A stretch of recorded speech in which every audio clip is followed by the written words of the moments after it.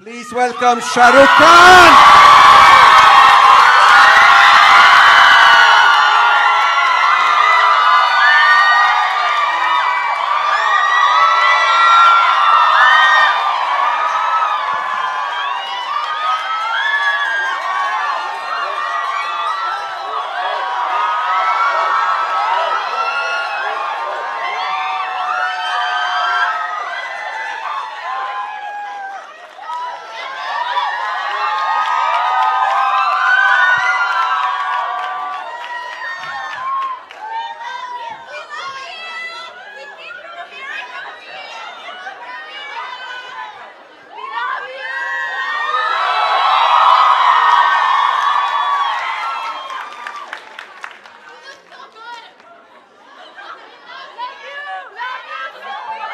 Thank you, everybody.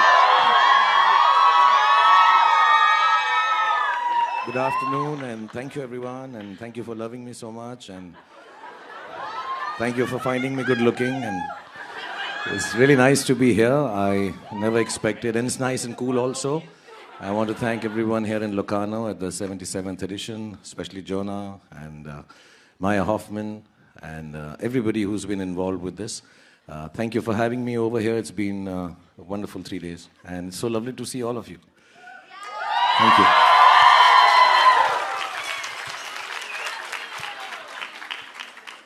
So, first of all, thank you for being here. You know how much it means to us. And as you know, this is a Q&A session. And for those that don't know you, they're not in this room, but this will be broadcasted. So those who don't know me, please leave. Google me and then come back. So I would love to begin with a very easy question, and I would love to know, when did you first become aware that you were in love with cinema, and how did that happen? Okay, just to clarify, because this would be seen around the world, I'm assuming, I'm Shah Rukh Khan. I'm 58 years old. I work in Indian films, and most of the films I've done are in Hindi. And I've been working in the film industry for the last 32 to 33 years. I've done a bit of television, I've done a lot of cinema. I think my filmography is about 68 full-length films, and another 20-30 in which I've done guest appearances. Guest appearances in Hindi films mean you come and work for free. But that's what I've done, and yes, I was very young. I don't think I ever thought I'd be an actor, to be honest. I was one of those kids who wanted to participate in everything that happened in school. So whether it was the 100-meter dash, whether it was drama or little plays or, what have you in school, sticking pictures on little chart papers and having an exhibition, or making a small light up in a science exhibition. And watching a film was a big deal. I'm talking somewhere in 80s. Early 80s or mid 80s, and to go to a theater was a big deal. And my mother, she was a big movie fan. We had what is known as a video cassette recorder. To all the youngsters, there used to be an instrument where you put tape and played, and the tape used to get stuck. It wasn't like a hard disk that you have, and it was a big thing to own one. And we were very poor, but I think my mother's sister was very rich. So she gifted us one. So it was in her room. And in India, and I think in most of the culture that we follow, I'd like to say it in Hindi, we believe that there is heaven under the mother's feet. Maa ke kadmon ke niche jannat hoti hai. And that's what my mother told me every time, and said, press my feet. So at night I would press her feet. And when I would do that to put her to sleep, the television and movies used to go on. And, if you were not, if you didn't, you used to get older movies for 1 rupee or 2 rupees, the newer ones for 10 rupees. So you just watched movies after movies. So I started liking films then. And at one time, there's an exam in Hindi in the local language. Normally, kids are poor. I was in Irish Brothers School. Very Christian, very strict, very English speaking. So Hindi was not my strongest point. And then my mom said, I'll take you to a movie hall to watch a film. if you get 10 on 10 in Hindi dictation. I've never said this, but I'll commit. I think one answer I copied from a friend, but I did get 10 on 10. And then my mother took me to watch a film in a theater, first time. And strangely and coincidentally, it's a film called Joshile, which was of the director with whom I did maximum number for my films later on in my life. So life is connected, Mr. Yash Chopra. It was his film, Joshile. And strangely, I'm sitting here in Locarno, Switzerland, because of him, because of that movie I saw. And then my parents died, and I wanted to just leave the city, do something. I was doing my master's in mass communication and filmmaking. I wanted to be a film director. I came to Mumbai. I thought I'll get some roles. Then I thought I'll work in front of... And television came into India, so I got little bits and pieces roles. And then one thing led to the other. I came to Mumbai for a year in 1990. And I said, I'll work for a year, earn 1 lakh rupee, buy myself a house, and then go back and become a scientist or a mass communication journalist. I haven't gone back yet. So we wish you never will. So, but you weren't always the hero. So you also played villains. So how did the switch happen? What clicked inside of you? So when I came to Mumbai, I was I thought I was very old. I was, I think, 25, 26. I started late compared to what people start in films now. I started at the age of 26. And most of the films being made that time were about college love stories. So I found it strange to be sitting on a desk in a chair and behaving I'm in college. I found it awkward. But I didn't find it awkward enough that when I became 32, I did the same thing in Kuch Kuch Hota Hai. So,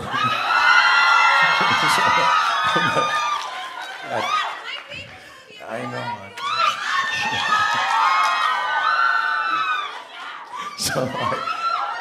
So I went to meet a director who called me, one very famous director. I won't take his name now. I mean, he wouldn't mind, I know, but I wouldn't take his name. And he said, the most attractive part of you is that you're very ugly.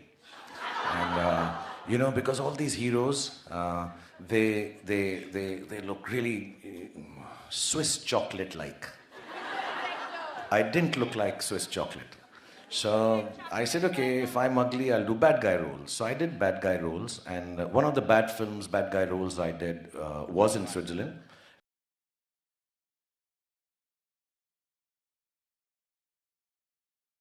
Just for everyone who's seen it, I love you.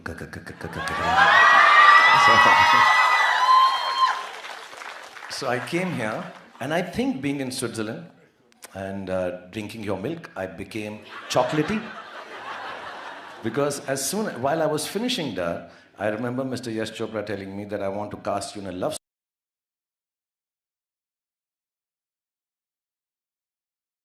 story with me. And so, yeah.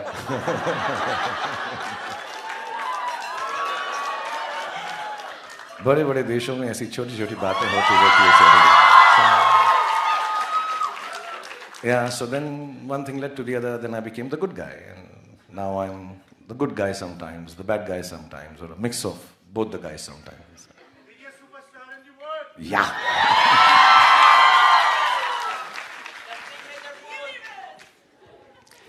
I hope this is not a too technical question, but I would really love to know, how does a film project in which you star come to life? Do you start with an idea of a script, a basic outline, what you want to do, or is it the desire to be directed by someone very specific, or a lead actress, or an antagonist, a villain you want to play with? And how does one idea lead to the other, and how does the project come together? So Jana, it's actually very simple. It's not as complicated. When you were narrating all that, I got scared. I do so many things. It's very simple. And I'm not actually wanting to do a lot of films. I realize that I take a long time to do a film. Many a times I'll see on social media people even blaming me, oh, come on, do a film now, it's too long and everything. But I take a long time because I want to spend a lot of time with the person who's going to direct me. Why? Because you spend a year of your life with them. I really want to have fun. And when I say fun, it's not dancing and drinking. It's just talking about films, getting to know each other. So when we are on sets, we have a good time. Because I think the love that you have on sets making a film permeates through the screen and goes to the people. So I really want to enjoy that process. I do 1 film, 2 films in a year. So I spend a lot of time. That's why sometimes I'm even blamed for working with friends again and again. But I've already worked with them. I'm comfortable. So and I'm sitting, I finished Jawan last year and Donkey. Now there's a certain kind of film I want to do, where maybe it's more age-centric and I want to try something. For 6-7 years I've been thinking about it. And I mentioned it to Sujoy one day. We were sitting, he works with us in our office, he's made some films for us. And he says, sir, I have a subject. So it's as simple as that I have a desire to do a genre, a comedy or a social film or a drama or a courtroom, and I just put it out in the air.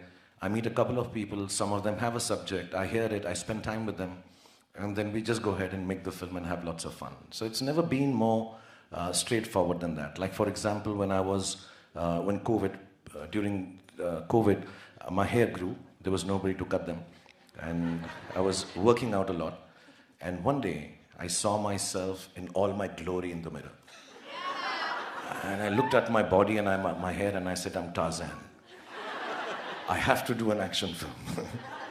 And it was so strange. Adi, who's made DDLJ with me, called one day, and COVID was just kind of dissipating. People could meet each other in that 2 hours, 3 hours. And he dropped in and he said, I have a film. And I said, yeah. And he said, a guy is beating you and you've got long hair. I said, yeah. And then he says, who are you? And he says, I'm so-and-so. And you say, Zinda hai. He didn't say it so nicely. He said, Zinda hai. But when he said that, I told my team, I told Pooja and everybody, I said, we're doing this, we have long hair, we have the body, we'll just get up. So the film was signed only on one word. I know Siddharth for a long time, he's a friend. And I said, this is the film I'm doing, I'm cut out for it. So it's as simple as that. Long hair, and that's it. Well, in my case, long hair, quite tough. I've already done you in Jawan, actually, in the bald version. 2 of your most beloved films, Om Shanti Om and Mein Hun Ma, were directed by Farah Khan. So, what is the main difference, according to your point of view, to working with a female director or a male director? What does it make it different, if at all? There is 100% some kind of a difference, not like a major difference to it being the decision-making reason or a deal-breaking reason. I do find, having worked a lot with women as actresses, as producers, as directors, I do find them a little more sensitive, a little more nuanced. Men, guys, this is not negative for you, because I'm sure your girlfriends and your wives are saying this to you every day. Yeah. Men compartmentalize their feelings. Oh, you don't understand. I want to not fight about just this thing. I want to fight about everything that has happened over the years. So men can compartmentalize and say, but we were fighting about this. Why has this come into it? But women are more nuanced and overarching. They go all over the place. So I think I enjoy working with women because of the sensitivity. Of also, to be honest, I don't want to belittle the importance of some of great directors who are also very nice optically, like Mr. Sanjay Leela Bansali or Karan Johar. They're very beautiful when they put on screens. Mani Ratnam. But women also make the films look nicer. I don't know, whether it's the colors. And again, not to take away from all the great male directors I've worked with, and I don't want to sound inappropriate. Anybody on social media finds this inappropriate, please don't. They do smell better. Which you'll understand, Nazaro. He's a smell fiend. He just wants to have good perfume and smell and all. So you'll understand. They smell nicer. They have shampoo in hair. It's just nicer atmosphere. They laugh more. And Farah especially, to be honest, used to feed us very well. And she's got a great sense of humor. So it's great fun having done Om Shanti Om and Mehuna and even Happy New Year. She's a fun person to work with, but there is a little difference.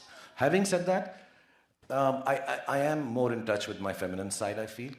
see the way you and I are sitting? Yeah? Yeah, we pick you up. So we are more in touch with my feminine side, so I'm not too much into machismo and, guns and fighting. So I like to hear girls talk, and I enjoy more with the girls, yeah.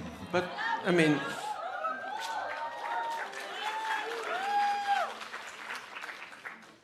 there is a very small part of your fans here, and a lot of them watching us online. But you've made in Fan a very interesting film about how you can worship an image or what you think what an actor is. And you played both parts. And it's a very complex film and also very dark.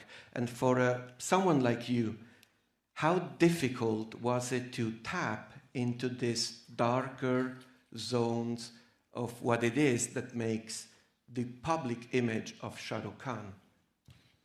So I'll answer it in three parts. First, there are certain films, I know I'm known to do films which bring joy to a lot of people. I want films to be hopeful. I want films to be happy. I think storytelling should lead to something which touches people's lives in different facets. And improve is too hard a word to say, but touches people's life and makes it feel better. When people come, sit in a dark room, watch a movie, it should invoke a feeling of positivity. But then, as an actor, sometimes I want to try something which has not been done before to push the boundaries that I can do as an actor and then come back to doing the good stuff, the positive stuff. So Fan was a very personal journey, very scary journey, to take both sides. I don't think the adulation and love that I get from people would become as strong and intense as the character played. Also, what was difficult was to play an insecure superstar and let it come to life. Normally when you play a superstar in a film, it's all glory and bigness and people jumping and screaming your name. But I wanted this guy to be scared of his stardom, which is very difficult to do it because it's like exposing a part of every star there is in the world, that, there can be this insecurity. And, so it was like looking in a mirror and identifying with the image and the person itself and going ahead and playing it. So it was very schizophrenic, very strange, very awkward. And to be very honest, with Manish Sharma, who was the director, I actually started feeling like two people. So it was a very personal journey for him and for me to bring this out. That's why perhaps it's so dark. And I do believe films which become too personal become too complicated, and storytelling should be simple, straightforward, honest, from the heart. So I think Fan became too complicated. That's why not too many people enjoyed it. And it's scary as hell, to find someone like that coming to your house, breaking things and, doing what he was doing and still madly in love with you. To meet someone who could go there and still be loving you so much, with so much purity. So the question was, is that love? That you go to extremes to, get it, even if it's negative? Or is love what we normally talk about, or flowers and roses and singing and dancing and memories? So it was a strange journey, very difficult to do. I felt very bad it didn't do well because those prosthetics were really 3 hours, 4 hours I used to wear that jaw. And aside, I should tell you, it was done by a gentleman, very well-known prosthetic artist called Greg from Hollywood. And when we were trying out different looks, we did some strange things and I looked uglier than I am. Then finally they said, okay, we found this jaw, and he had done Benjamin Button. So the jaw is actually Mr. Brad Pitt's. So he got that jaw and put it onto my face, and that's how we fixed that up.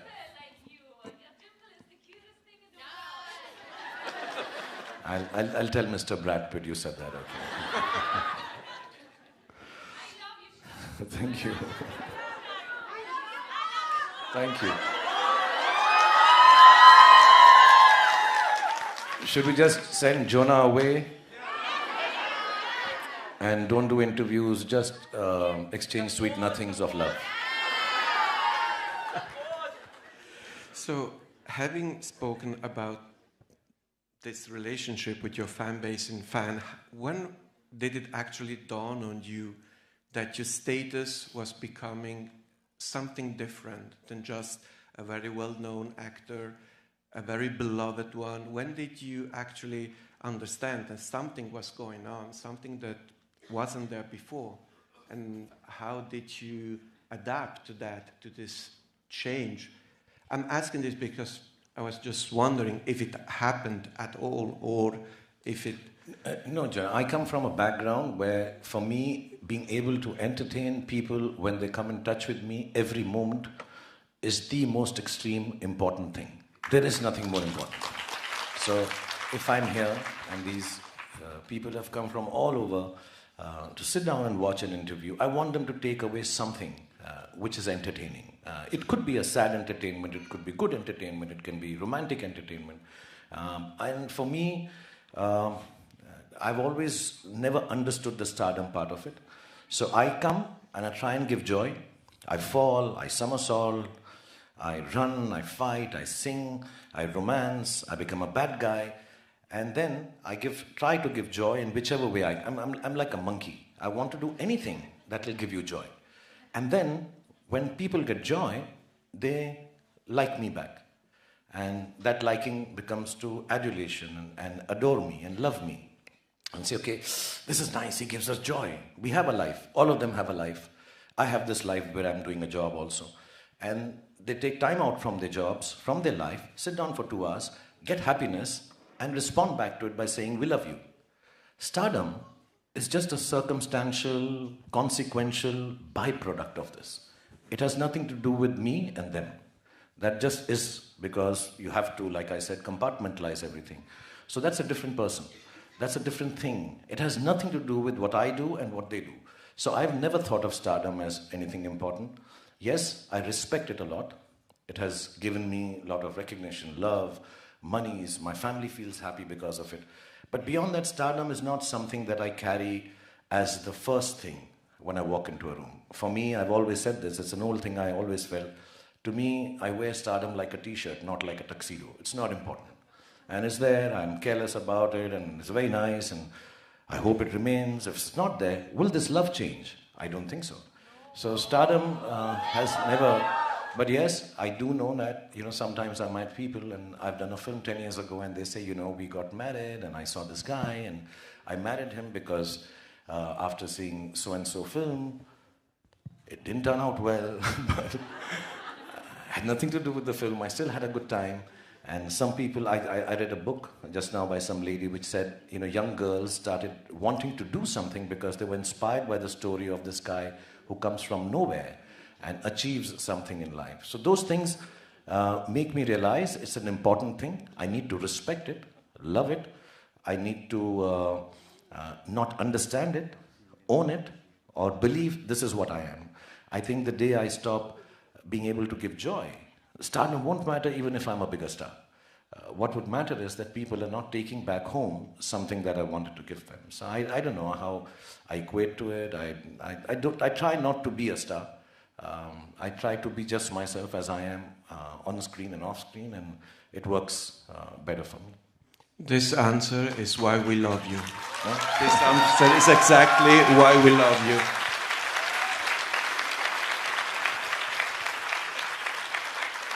As you know, here in the Western world, in Europe, we think of Bollywood as just one thing.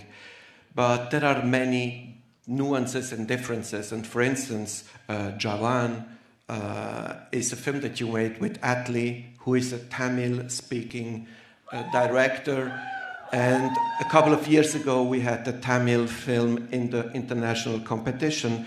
So I would love to help us understand, how do you not relate to us what it means, all these specific regional languages and identities, and how they come all together in creating something so unique, like a film like Jawan, where once again you play two roles, at least two.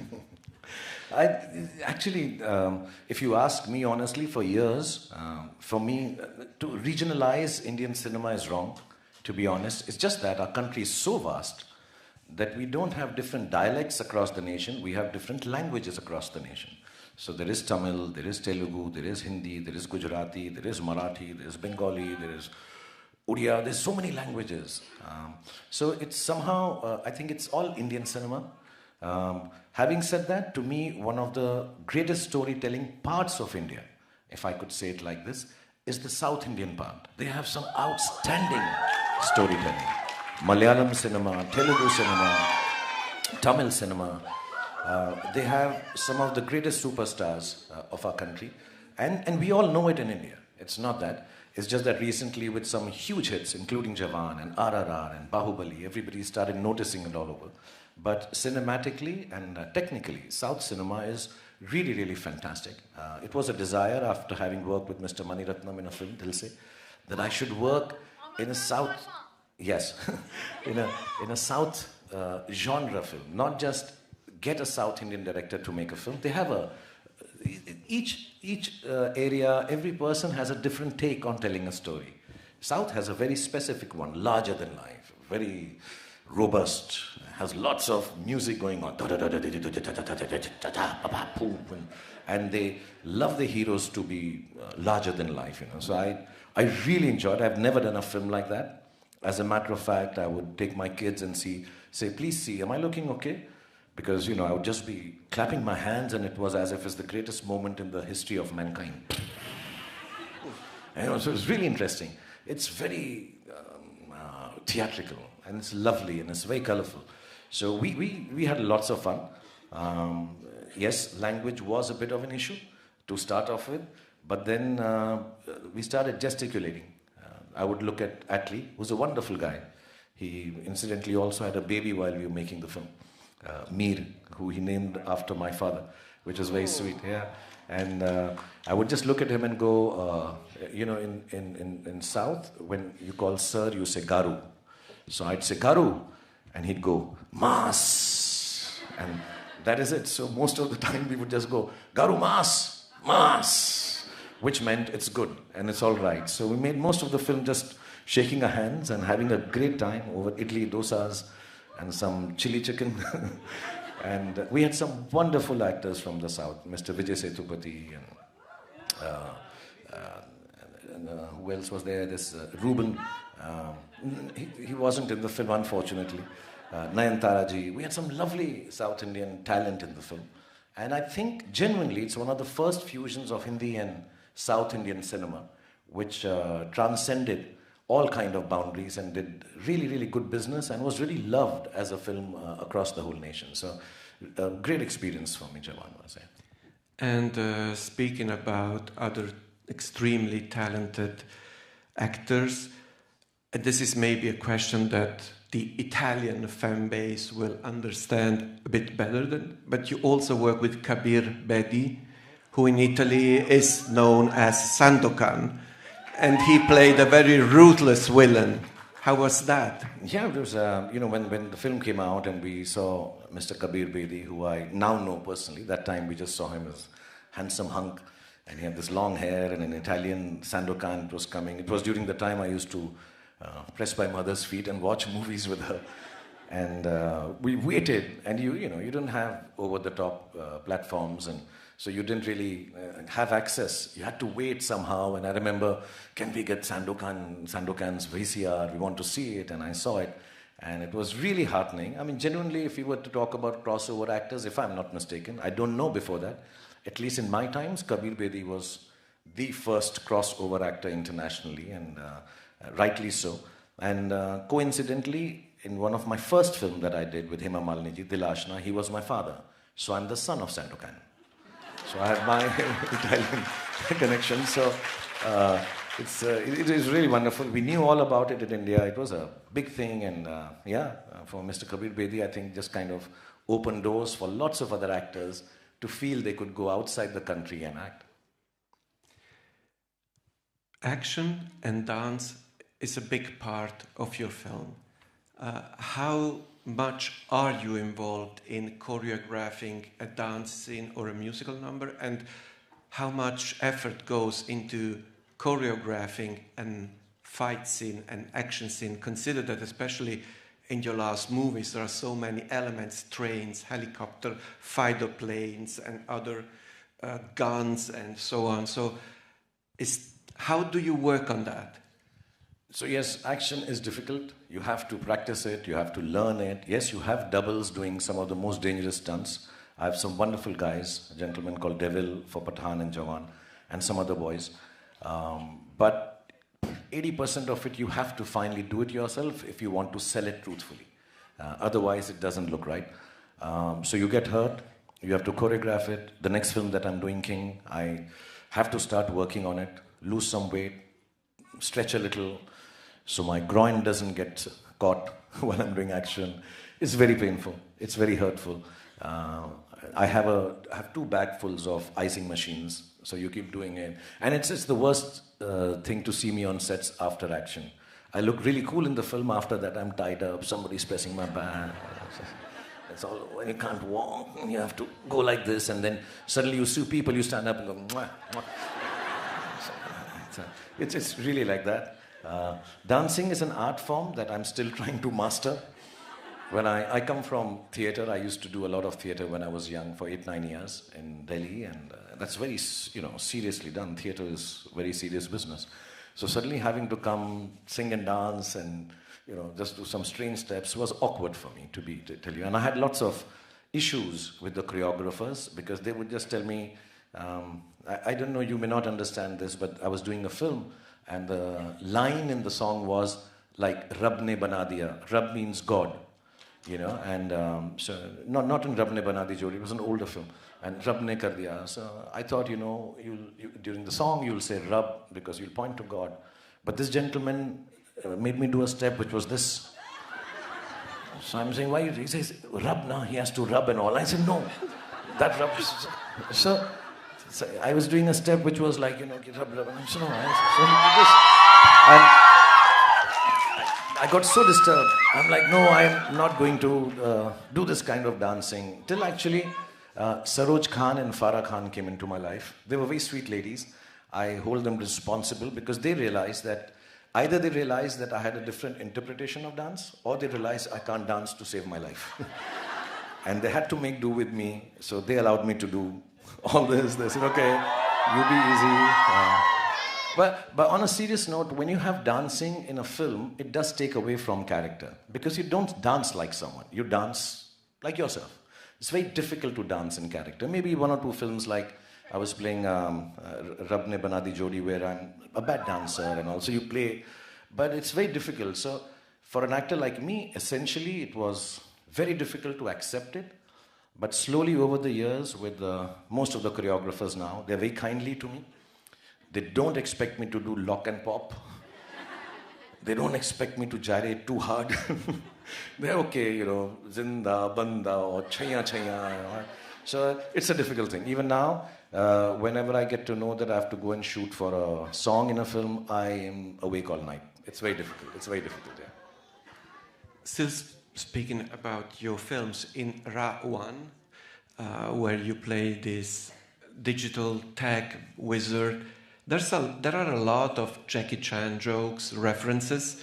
So I want to know, why is that? And did you get to meet the man, or was it just a kind of inside joke in the film because of what happens later, all the action and so on? No, I have to say this. If I was to count my favorite actors of all time, Mr. Michael J. Fox, Mr. Al Pacino, De Niro, I think Mr. Jackie Chan will be right up there. I love Jackie Chan. I think he's very funny. I think he's physically amazing. I think he enacts things very well. And he still continues to inspire me. And I had, when my first son was born, Aryan, I really felt he looked like Jackie Chan. When kids are born, they look little like you. And then he's like that. He was, he's like Jackie Chan. He looked very Jackie Chanish to me. And then I trained him in Taekwondo, assuming he will grow up to be Jackie Chan. And I really wanted him to be Jackie Chan, I'm telling you honestly. I remember a friend of mine met him somewhere. Then he signed a cap for Mr. Jackie Chan, signed it for Aryan. And then many years later, I think 3-4 years ago, I had the privilege of meeting him in Saudi Arabia. And he was as wonderful, as sweet as I'd expected him to be. And so it wasn't an in-joke, it is something I really love Mr. Jackie Chan, and he's been my privilege and pleasure to have met him. And if he ever sees this interview, he should know he had promised he'll open a Chinese restaurant with me in partnership, and he hasn't done so. So, Jackie Chan, Sansai, please now, the restaurant. Some of our more recent film, they have also a lot of digital technology. And I wanted to know how digital technology changed, from your point of view, the process of a filmmaking. Well, I think it's very important, especially with youngsters now having telephones. You'll understand it, because the newer generation is not going to be technologically bereft like maybe the older one is. We have to learn. We still have to figure out how to use the remote control.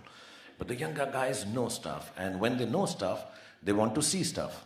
And when they want to see stuff which is larger than life, more imaginative, bigger, better, I think technology will make it's just one line. What you can imagine, you can show. And I think that's very important. So there are some storytellings which require technology to us. Even finally after wearing all that makeup, we had to touch it up so it doesn't look unreal. You need technology for that. For flying, for fighting, for all the aircrafts. Just to make it clear, I didn't jump from the plane. Just so that, yeah. You didn't? I can, but that day I wasn't feeling like jumping from the plane. So it all helps. But having said that, I think at the end of it all, technology is going to be the backdrop, not the backbone of filmmaking. It will always be the nuances, the emotions, the thoughts, the basic simple truths of determination, hope, happiness, sadness, failure, success. I think those are the things which are going to mount a film on the back of technology. It's never going to be the backbone of great storytelling, is what my belief is. But as an assistance, helping tell bigger, better, nicer, sweeter, cooler, imaginative stories. I think technology is really, really very helpful. And in the last 5 years, it has changed drastically. And I think next few years, even more. Among your filmography for this, to celebrate your presence in Locarno, we picked Devdas. And it is a film that I saw many years in a festival, and I loved it. And I know there are some stories about it in Devdas, and maybe you want to share them with the... It's a very special film. Like, again, it keeps going back. This whole interview's become about my mother. It keeps going back there because when I was, again, back pressing feet, which I've done a lot, So. Okay, so one mantra if you get for success is keep pressing your mother's feet. So I was pressing, and Devdas was a movie she loved watching. My dad also used to talk about it. It's one of the biggest, greatest classic films with Mr. Dilip Kumar, and even before that with Mr. Sehgal, Uttam Kumar down in Bengal. It's been remade in the country, and it's about a guy who's an alcoholic, doesn't commit to a girl, goes away. And, at that time, I could not find any essence in it at my age. Many years later, when Mr. Sanjay Leela Bhansali, who I think is one of the most talented filmmakers of our times, he came down and he said, I want you to do Devdas. So I said, no, he's a loser. He's an alcoholic. I'm too cool to be Devdas and all that.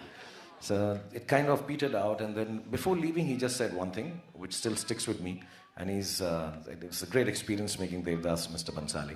He said, I'll not make this film if not with you, because your eyes are like Devdas. So I said, okay. He says, I would not cast anyone. And for a year he didn't, and then we met again, and I said, okay, if you can't find eyes like mine, then okay, I'll do the film. And I was, again, privileged to work with Aishwarya Rai and Madhuri Dixit in the same film. Mr. Jackie Shroff. It was one of the most wonderful experiences of my life. To play that character, I don't like to play characters which demean women, I'll be honest. I didn't want him to be liked for the reason in the film that he, sort of disses a woman and doesn't commit to her. I wanted him to come across as a person who's a bit of a spineless person. It's not somebody you should look up to. Yes, the enactment might be nice. I think Bhansali made the film really beautifully. You get taken in by the drama, and inshallah everybody will enjoy it when they see it. And of course Madhuri Dixit and Aishwarya Rai and Jackie Shroff And it was really nice and beautiful dialogues. But I still don't want people to, and I don't think anybody wants to be Devdas. I don't think anybody says, okay, I'm going to tomorrow just get drunk and fall down screaming at my dad. It's enjoyable, but it's not a character that you take back home and a mother tells, baby, grow up to be like Devdas. So I'm happy it didn't happen like that. It's not a negative character. I just didn't want a character who has commitments or issues with women to become popular in a different sense. So I think I achieved that under the tutelage and guidance of Bansali. And also it was really nice because I wanted to do it because my mom and all loved it. So I believe in heaven if she has seen movies. Today she will see Devdas in Locarno and she'll be very happy. And I need to tell, I want to thank Mr. Bansali if he sees this interview because he takes really long to shoot films because he's very artistic and detailed. And all I did many nights was, I used to drink for the role, otherwise I don't drink. And so I would have alcohol there, and then one night Ma'am Madhuri Dixit would be dancing, one night Ma'am Aishwarya Rai would be dancing, and I'd be just drinking there with Mr. Jackie Shroff. And at the end of the day, they'd say, oh, a lot of hard work, God bless you did very good too. So half of the film was like that. So for me, the most pleasurable experience, then releasing it at the festivals, and it's right here, you've chosen it, so it's a good choice. Thank you.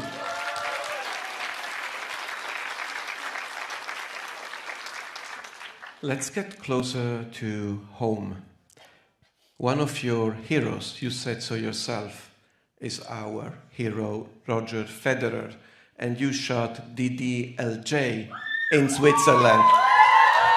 So, what is the specific ties that you have to Switzerland? See, I joke about it, but to be honest, when I was growing up in Delhi, I come from a very lower middle class house. And to come to Switzerland is dream, at that time in 80s. Oh my God, we'll go to Switzerland. We just heard the name. Like we back home in India, it's Kashmir, and everybody loves Kashmir. So internationally, it was Switzerland. Oh, to be in Switzerland, And then I did a film, and I'm down here, and I was we shot, I think, near Interlaken and Stad, and we go there, and we just found this greenery and snow, which I'd never seen in my life, and cows, and with bells. Ting, tung, tung, tung, tung, tung, tung, tung, tung. It was so pretty and so beautiful, and unfortunately the girls had to dance in chiffon saris. I could wear the jacket. It was really cold, unlike Locarno, which is very hot. But so it was really fantastic. It changed my career. I did all the romantic films. I shot them here with Mr. Yash Chopra. So for me, it's a strange connection. I'm now the Swiss chocolate boy. And I think it's a full circle for me. So when you asked me, and Nazaro and the whole team has been very, very humble about and thanking me for coming here. But I want to thank you because for me it's like a full circle to have gone from Switzerland and get the highest award in Switzerland from the Locarno Film Festival.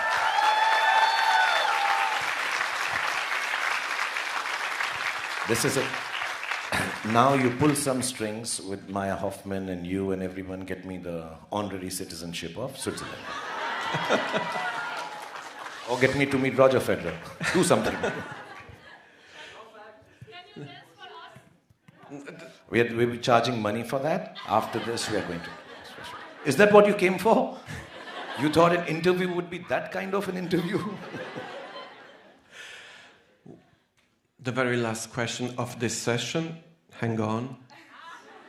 You have done a lot, okay? So when you embark on a new project, as we were speaking briefly yesterday, and I'm not giving anything away, so what is there that still pushes you forward besides this very beautiful idea of giving joy to the people that go see your films? What is it that drives you still? I think the essence is still that I really want to, I think, like I said yesterday, that cinema embodies many facets of life and so many emotions that's very difficult, impossible for one person to be able to express all of them in one lifetime. I live with that hope that maybe I can keep on doing different films and, cry differently, laugh differently, fall differently, dance differently. I know I'm limited as an actor. I know I don't have the scope that other actors have, more talented than me. But I just don't want to give up. I just want to keep trying till I can. I think I can, like my family every day asks me that, how do you get up in the morning, wear makeup, and go do the same thing again and again for the last 35 years and not get tired? And genuinely, it's something that keeps me going. It keeps me happy. There is nothing that makes me happier than being on a set in a closed room with lights, and not because I'm the focus of attention, but because I know that I'm able to bring joy to someone very far away who I may never meet or see again, right? And also, if I don't do this, I don't know if I'll be able to keep. We have, just to put it out there, I think it's important that we have a very normal family life, out from outside, and I want people to know this because outside stardom and it's larger than life. People come out, thousands of people look at you, you wave out to crowds, and there's a lot of madness. It's like a rock star, and with my dashing, drop-dead, gorgeous good looks, but it can seem very alien and different, but it is not. The family is very simple, the kids are very simple. Like a father, I spend a lot of time with them. I want them to learn. I want them to be humble about the privileges they have because of me becoming a star. I want them to understand they have to come out of the shadow, negative and positive, of being a star's son. The wife is sweet, she looks after, she keeps balance. There's some wisdom there. There is some jokes there. So it's a very simple life. People who work with me, all of us here, we lead a very simple life. Because at the core of that simplicity is, for each one of us sitting here, we've been here for 3 days, back home, my whole family, the core is that there is somebody in this house who's been able to find a space, can do something, and wants to keep on doing it, but it brings happiness to someone somewhere. Don't let that come to rest. So everybody's very encouraging to me. My team is always encouraging me. Go on, do it. It'll look very good. I'm not going to dance, however much they encourage me. But I think it's very important for everyone to know that stardom is a byproduct of what I do. Being big, being famous, being rich is not the important part. It's an essential part. Doing well in your job, earning money, looking after your family is most important. But more important than that is whatever job you're doing, because we spend more time doing that than anything else, 8, 10, 12 hours a day, whatever our job is. If you can change and touch people's life with your job, even if you're a bank teller, if you are a script writer, you don't have to be an artist to change people's lives. Whichever job you're in, if you're a chauffeur, if you're a bank manager, if you're a CEO, you will be able to touch people's lives. And if you're able to do that for a minute or a moment, I think it's a life worth having lived. And I think that's what, to me, makes me keep on going, makes me want to keep on going back on the set every morning. I hate wearing makeup, but I have to wear it. But you have to go do your things, you have to sweat it out, you have to enjoy yourself, because somewhere it'll touch somebody's life. And I think that's very, very happy place.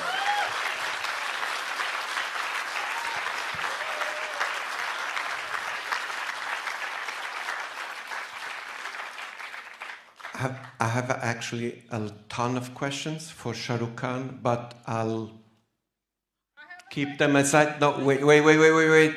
We have to do this properly. There is a few moments left. We will have a couple of questions from the floor, strictly cinema related. We're here to talk about cinema and films. And my films only. And no, put your hands down, please. Put your hands down. This is not fair. Put your hand down, please. So, the first one. Here.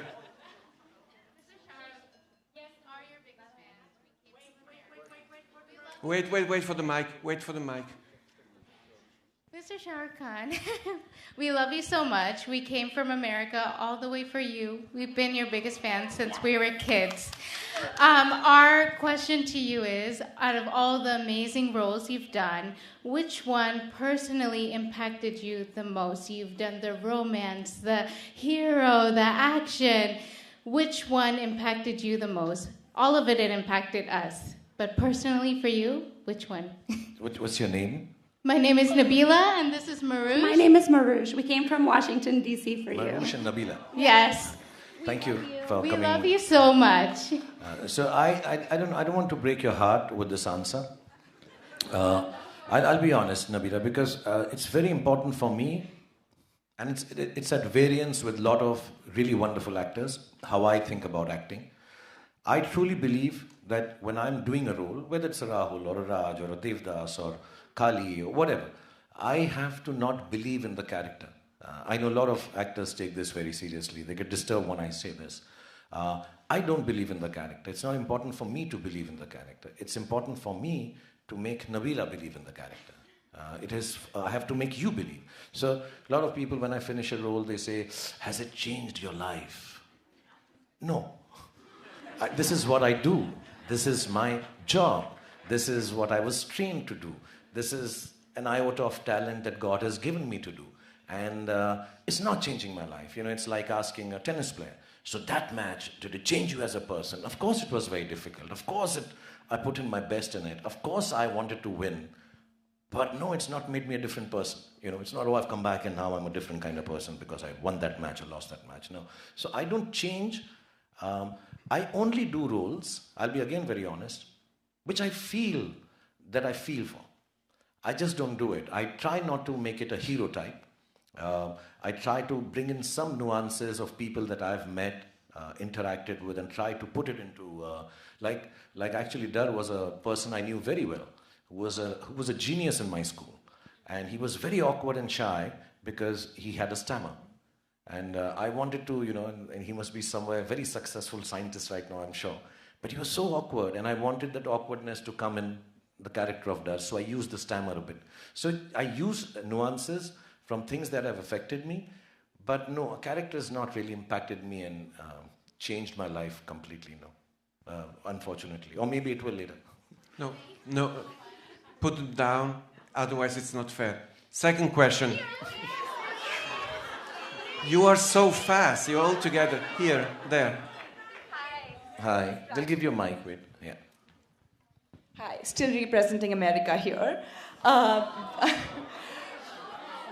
How was the iconic Shah Rukh Khan pose invented? That what led to you finding that pose? What's your name? Prachi. Raji. Prachi. Rachi. P. Prachi. Prachi. Yeah, I don't know Prachi. The other day I was sitting with. I really don't know. I have no idea. I think what happened is that you know, in movies, in Indian cinema, one of the things that you need to know initially in 90s is what is known as a dip. A dip is, you know, you just do it on one leg, and I know it just is. You stand there, and I may have forgotten it, so please don't laugh and all. But it's like, for example, hum me a song. Samindhi song. Chaliya. Jana sanam. So you just have to keep doing this, right? And then I couldn't do that. And then I felt very ashamed of myself at night. And all night I kept doing this. I kept doing this in the room. Kept doing it. In the morning I came, and the choreographer, I remember, was Saroy. So I said, ma'am, ready? She said, haan, beta, you can't do that. So you just stand there and put your arms out. So I said, but I can do this and all. She said, no, we don't need it. It doesn't look nice on you. So she didn't do the dip. And then I just put my arms out. Then again I went to another set, and again it was a little difficult. And I turned to her or maybe to Farah, and I said, listen, let's cut it. Can I just put my arms out? And it kept getting arms out. And then I think because I was putting my arms out so much, I had to do it more intensely. Then I made it scientific. Then I started telling people that you have to keep your right leg like this, go like that.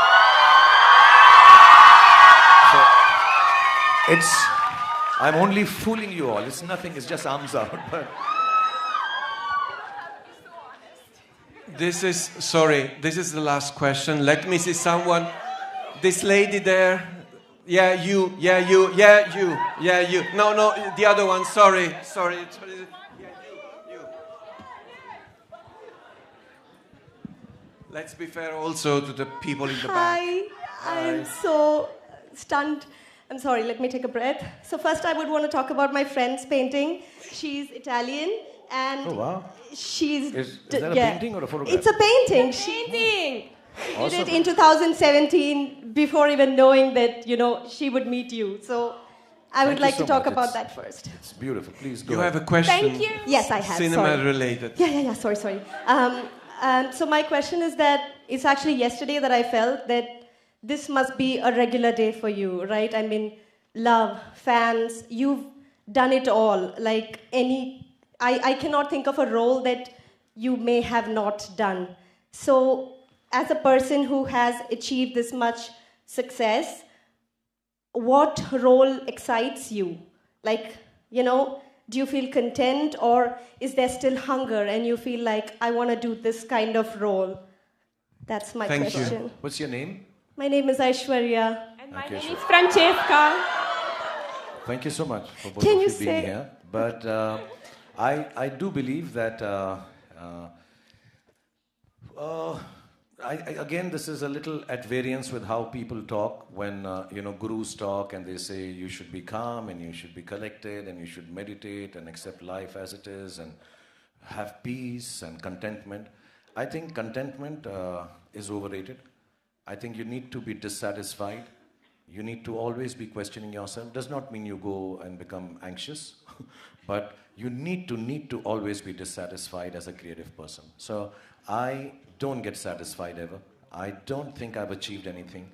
I don't think that there is, it's over and done with and I'm successful. I think it's all irrelevant.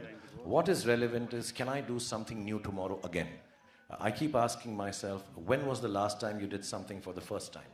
And I keep wanting to answer that, oh, that was just day before yesterday, or that was just now, A lot of times, I've not been asked, but I'll still answer this, that many a times people say, you should do more meaningful cinema. It should stand for something. I think my cinema stands for everything, for somebody. Because it should have a little bit of happiness. It should have a gamut of colors. It should have everything for someone to take away in a given audience like this. I don't want my cinema to be a statement. I want it to be a testament of life in its beauty, good and bad. So sometimes it's a testament about right things, sometimes it's about corruption, sometimes about bad things, sometimes about love. But it need not just be a statement and we think it's a purpose. All these things confine you, compartmentalize you. I like to keep it open and believe that what I've done today is the first day I'm doing it. What I've done yesterday is over and done with. When my movie gets over, I take a 2-hour bath. After that, I don't think about the success or the failure. I'm on to the next one. If I can't move on to the next one, I think I'll rust and I'll finish off. And I will say to all youngsters, please do not rest on your laurels. You will just have extra fat. And I don't mean to be speaking about it physically or body shaming anyone. I just mean in terms of emotional fat. I mean in terms of becoming obsolete. I think in terms of just rusting. So you have to keep on thinking that is this, especially if you're an artist or anything else actually. Just be dissatisfied. Get up, do something new. Don't worry that, I have been successful. I don't even take holidays. So it's very important to continue doing something new. So hopefully by next year when my film finishes, we'll meet again somewhere, inshallah. And you'll say, oh yeah, that was me. Yeah. Give my love to your mom. Thank you so much, Shah Rukh Khan.